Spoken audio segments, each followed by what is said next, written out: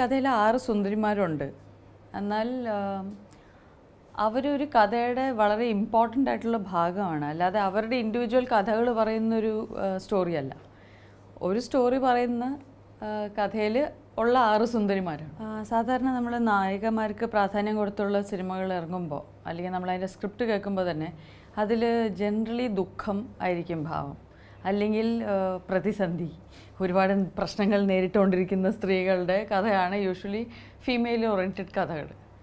സ്ത്രീകൾ എൻജോയ് ചെയ്യുന്നു, സ്ത്രീകൾ വല്ലാതെ ജീവിതം ആസ്വദിക്കുന്നു എന്നൊക്കെ പറഞ്ഞ ഫീമെയിൽ ഓറിയൻറ്റഡ് കഥകൾ ഓർമ്മയുണ്ടോ ഏതെങ്കിലും? എനിക്ക് ഓർമ്മയില്ല മലയാളത്തിൽ. ജനറലി ഫീമെയിൽ ഓറിയൻറ്റഡ് എന്ന് പറഞ്ഞാൽ അപ്പം അതിലെന്തെങ്കിലും ഒരു വലിയ ബുദ്ധിമുട്ടും പ്രശ്നവും പ്രാരാബ്ധവും വലിയ കഠിനാധ്വാനവും ഒക്കെ വേണം.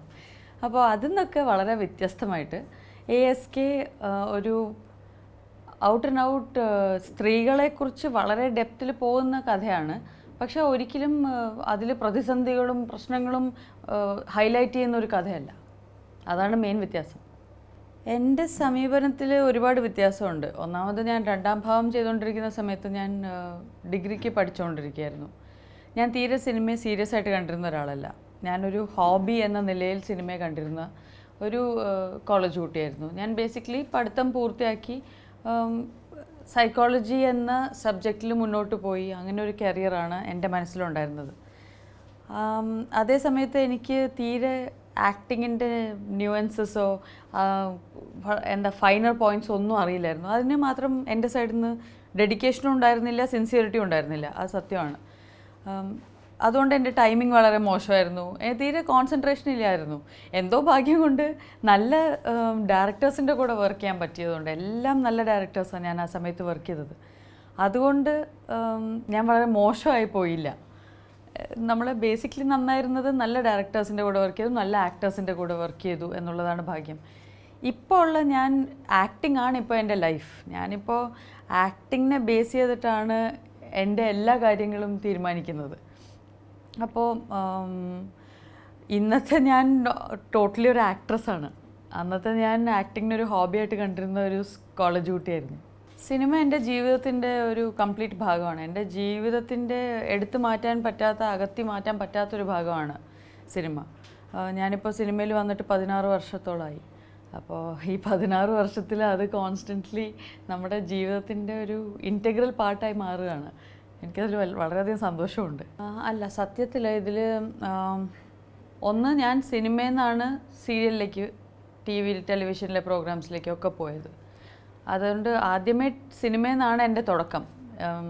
അതായത് എൻ്റർടൈൻമെൻറ്റ് മീഡിയ ആയിട്ടുള്ള എൻ്റെ ഫസ്റ്റ് എൻകൗണ്ടർ സ്നേഹം എന്ന് പറയുന്ന ഫിലിമാണ്. അത് കഴിഞ്ഞ് ഒരു 7-8 പടങ്ങൾ ചെയ്തതിന് ശേഷം ഞാൻ എൻ്റെ പോസ്റ്റ് ഗ്രാജുവേഷൻ ചെയ്യാനായിട്ട് നാട്ടിൽ നിന്ന് ബോംബെയിലേക്ക് പോയി. തിരിച്ച് വന്നിട്ട് ആക്ടിങ്ങിലേക്ക് തിരിച്ച് വന്നത് ടെലിവിഷൻ വഴിയാണ്. പക്ഷേ ടെലിവിഷനാണ് എനിക്ക് ഏറ്റവും കൂടുതൽ ഫെയിം നേടിത്തന്നത്. അതുവരെ എന്നെ അങ്ങനെ ആൾക്കാർക്ക് അറിയില്ലായിരുന്നു. കുറേ അഭിനയിച്ചെങ്കിലും നല്ല ഡയറക്ടേഴ്സിനോട് വർക്ക് ചെയ്തെങ്കിലും ആർക്കും അങ്ങനെ എന്നെ അറിയില്ലായിരുന്നു. സീരിയൽസിലൂടെയാണ് ശരിക്കും എനിക്കൊരു ഫാൻ ഫോളോയിങ് ഉണ്ടായത്. അത് ഈ വളരെ എന്താ പറയുക, നമ്മൾ യൂഷ്വലി ഫാൻ ഫോളോയിങ് എന്ന് പറയുമ്പോൾ പ്രതീക്ഷിക്കാത്ത ആൾക്കാരാണ്.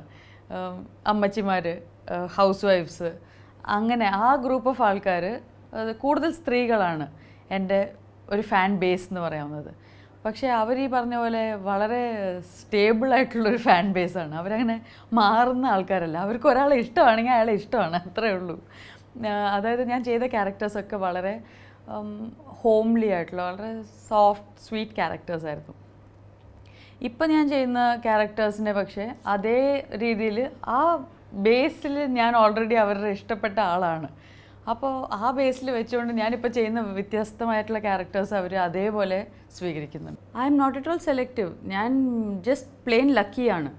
ഞാൻ ഭയങ്കര ലക്കിയാണ്. എന്ന് വെച്ചാൽ എനിക്ക് ഒരു വർഷം വരുന്ന ഓഫേഴ്സാണ് നിങ്ങൾ ഈ കണ്ടുകൊണ്ടിരിക്കുന്നത് എന്നെ. ഞാൻ അതിന്ന് സെലക്ട് ചെയ്തെടുത്ത കുറച്ച് പടങ്ങളല്ല. Basically these are the films that were offered to me that year. Those are the films you see me in.